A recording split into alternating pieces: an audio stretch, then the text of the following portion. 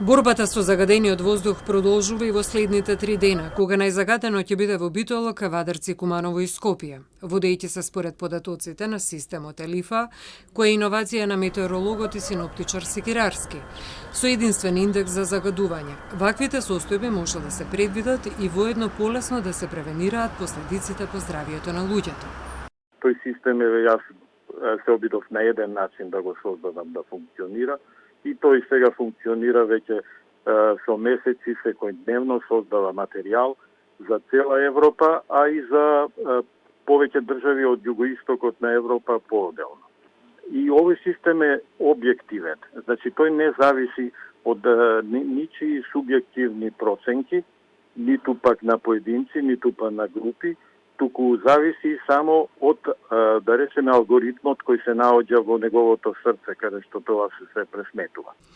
Служејќи се со податоците на Министерството за животна средина, доколку се имаат предвид истражувањата на ОДВА иницијативата за периодот од 2005 до 2022 година, се забележува тренд на намалување на загадувањето наспроти субјективното чувство дека е исто или полошо. Највисоки вредности во 2022 година имаат Струмица и Кичево. Главното намалување на загадување е настанато кога индустријата поставува филтри, бидејќи пред тоа било енормно високо. Ние имаме вредности кои ќе ги видиме 124, 139, збориме за просечни годишни вредности, не за дневни. Тоа е енормно загадување, што во зима податоците вредностите биле ужасно високи. Сега, ова е просекот годишен. Тоа не значи дека ние во зимските месеци немаме големо загадување. Ние се уште имаме големо загадување во зимските месеци, кое е над она што е дозволено.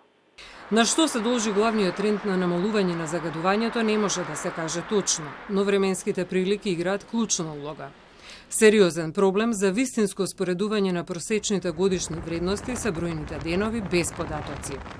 Мониторинг системот на Министерството за животна средина нема континуирано мерење, вели Чакулев, со постојани празнини и не е можно точно детерминирање на вредностите и нивно споредување.